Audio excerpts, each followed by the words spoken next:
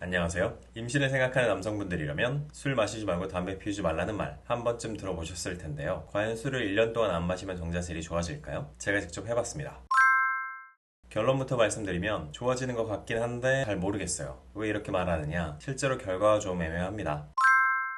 저는 정액검사를 총 3번 했습니다. 2024년 2월, 3월, 그리고 2025년 6월. 작년 초부터 임신을 준비했는데 결혼도 빠른 편이 아니었고 결혼 후 몇 년간의 아기 생각이 없었던 터라 자녀 계획 자체가 좀 늦었죠. 어느새 30대 후반에 들어섰기에 이왕 자녀 계획을 세운 거면 나를 알고 적을 아는 게 좋다고 생각해서 아내와 저 모두 산정검사를 받기로 한 거죠. 정액검사에서 중요하게 보는 수치는 정액량, 정자수, 운동성, 정상 형태 등입니다. 이론적으로는 정자 한 마리만 끝까지 살아가면 임신이 될 수 있지만 실제로는 워낙 장애물이 많다 보니 난관까지 살아가는 정자는 전체의 1% 정도에 불과하다고 해요. 끝까지 갈 수 있는 정자의 모수를 최대한 늘리면 임신 가능성도 높아지겠죠. 정액 검사를 통해 끝까지 도달할 수 있는 정자수를 가늠함으로써 향후 임신 전략을 잘 세울 수 있는 것이죠.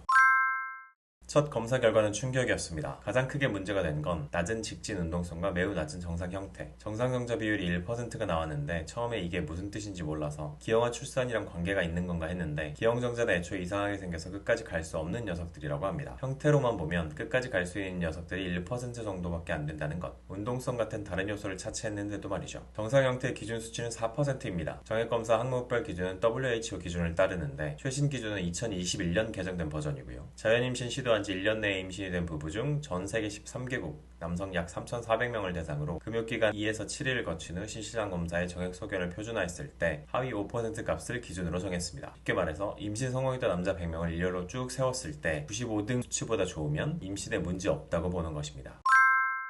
검사 결과를 보고 비뇨기과 교수님께서는 이 정도면 바로 시험관 시술을 고려하는 게 좋겠다고 말씀하셨는데 아내를 담당하는 산부인과 교수님께서 자연임신 시도를 몇 번 더 해보자고 하셔서 한 달 뒤에 재검을 하게 됩니다. 결과에 충격받고 얼굴 뻘개져 있던 제게 선생님께서 말씀해주신 품질 개선을 위한 준수사항은 금주, 금연, 영양제 섭취, 꾸준한 운동, 충분한 수면, 스트레스 관리. 누구나 다 아는 것들인데요. 담배는 원래 안 피웠고 운동도 꾸준히 하고 있었기에 남은 건 술인데 한 달에 2, 3회 정도로 많이 마시는 편이 아니었지만 술이라도 끊어야 뭐라도 달라질 것 같아서 술을 끊었습니다. 사실 정자가 고안에서 만들어지고 성숙하기까지 74일 정도 소요되고 부고안관과 정관을 이동해 외부로 나오는데 또 10에서 14일이 걸리므로 새로운 정자가 나오려면 3달 정도 걸린다고 해요. 그래서 한 달 뒤에 재검하는 게 큰 의미가 있나 싶기도 했지만 첫 검사 때 제 컨디션이 안 좋아서 수치가 안 좋게 튄 걸 수도 있으니 한 달 뒤 재검을 하게 됩니다. 4주 뒤 재검 결과는 역시 비슷했습니다. 정상 형태 비율은 조금 늘었고요. 정자수도 늘었지만 가장 중요한 운동성이 훅 떨어져서 가능성 있는 녀석들의 수는 큰 변화가 없는 걸로. 즉 두 번의 검사를 통해 저는 컨디션 관계없이 자연임신 쉽지 않은 상태라고 판명난 셈입니다.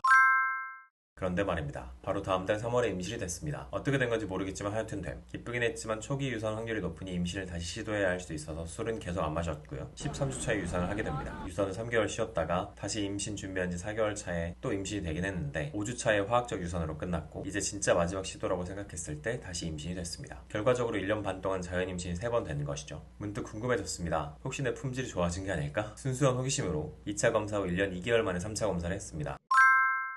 3차 검사 결과는 이렇습니다. 일단 정자수가 확 줄었고요. 직진 운동성 수준은 바닥을 깁니다. 다만 정상 형태 비율은 7%로 기준 이상으로 올라갔습니다. 종합적으로 봤을 때 1년 이상 금주했다고 해서 정자의 질이 혁신적으로 좋아지지는 않았습니다. 다만 문제가 됐던 정상 형태 비율은 꽤 높아졌고 하위 1%의 남자였지만 자연 임신은 성공했다. 몇 가지 핑계를 대보자면 술은 계속 안 마셨고 운동도 계속 했는데 임신 영양제는 임신 이후로 먹지 않았고요. 무엇보다도 회사 스트레스 때문인지 몇 달 동안 수면 문제가 좀 있었습니다. 물론 나이의 영향도 있는 데다가 애초에 제 생활 습관이 크게 나쁜 편이 아니었던 터라 생활 습관 개선만으로는 수치가 향상될 여지가 크지 않았던 이유도 있었겠죠.